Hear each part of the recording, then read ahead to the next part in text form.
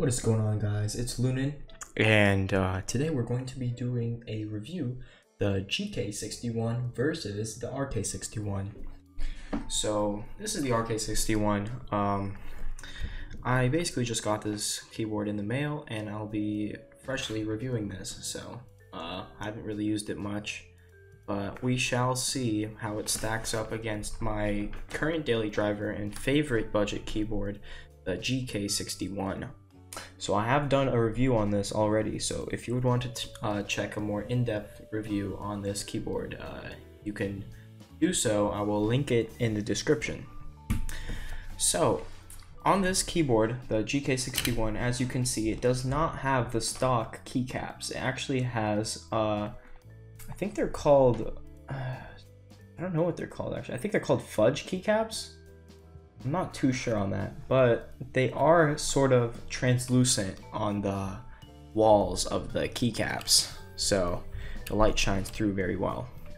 So in this review, we will be comparing the build quality, we'll be comparing features and pros and cons, I guess, of each individual keyboard.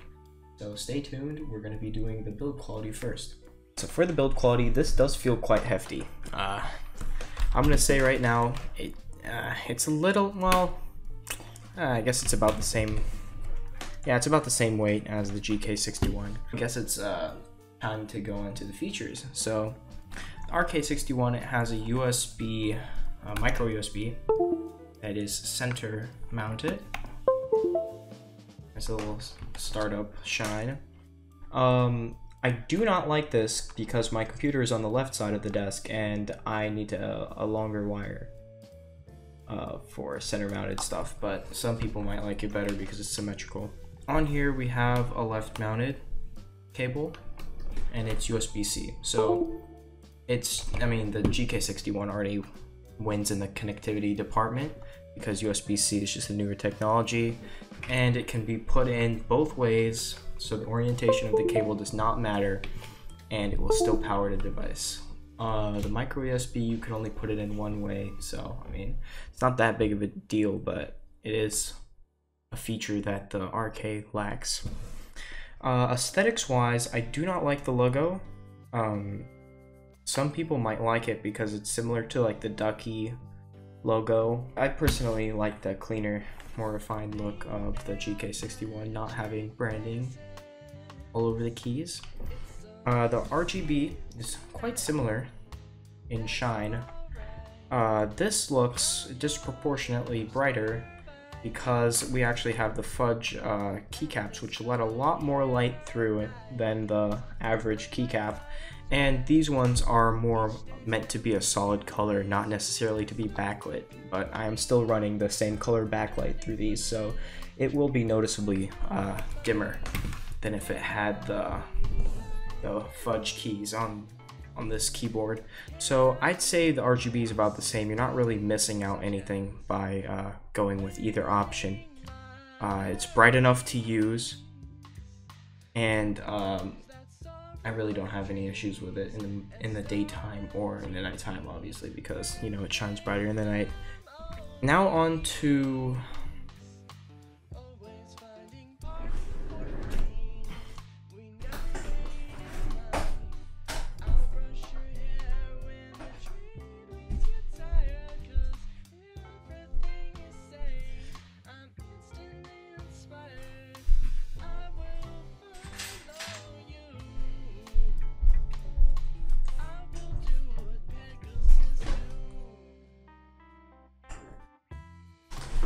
So we're now moving along to the keys. So on here we actually have non-removable clicky blue switches. So I cannot remove these with my key puller because it is soldered onto the board. I will break it if I try to pry it out. Put this key back. On this GK61 board, we actually have a hot swappable removable switch. So we can go ahead and pull it out live and it won't harm the keyboard. It can still work with this switch pulled out. So here, let's zoom in a little bit. There it is. It's an optical switch. So we're gonna put it back inside. Let's make sure it's oriented the right way. All right. Make sure that the part that lets the light shine through is facing the proper way. So we're gonna put our key back on. All right.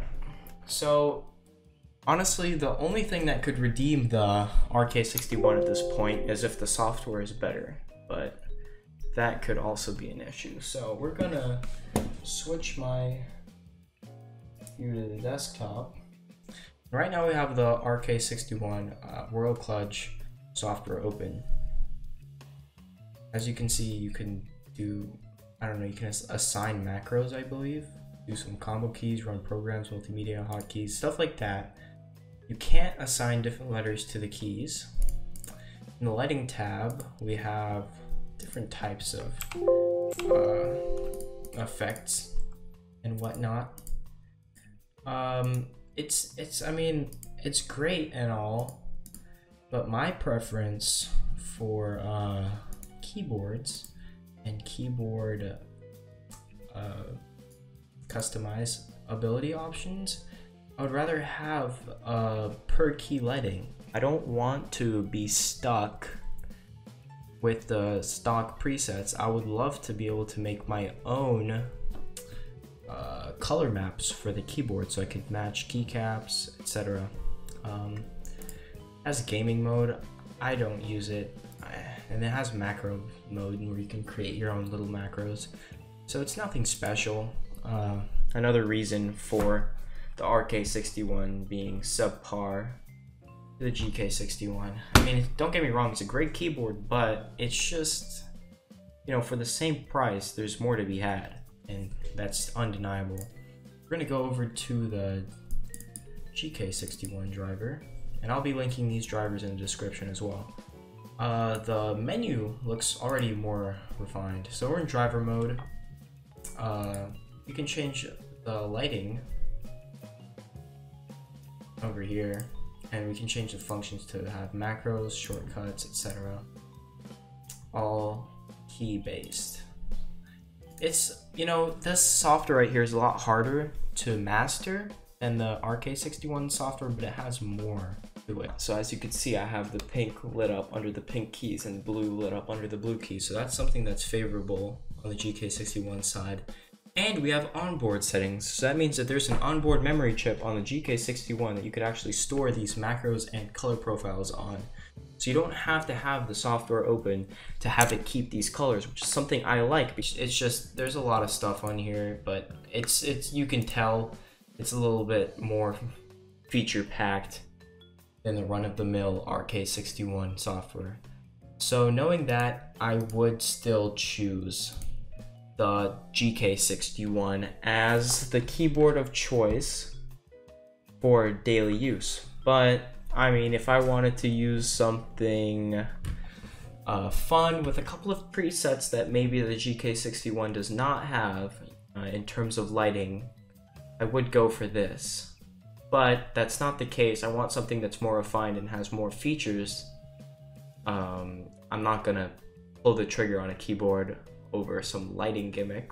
But I mean, it's a solid keyboard otherwise. I'm sure if the GK61 did not exist, I'd be, you know, it'd be all praise for the RK61, but, you know, life isn't fair sometimes. So, honestly, if I had to give a rating for these keyboards, I'd probably give the RK61 a solid 6 out of 10, because, and the GK61, I'll probably give it an 8 out of 10, because, to be frank, there are some things that annoy me about the GK61, but it's, I mean, no keyboard is going to be a 10 out of 10. I don't like rating things 10 out of 10 because there's always pitfalls. You know, you never know when an issue can occur. So I think that 8 out of 10 is a pretty good score, especially for the price. So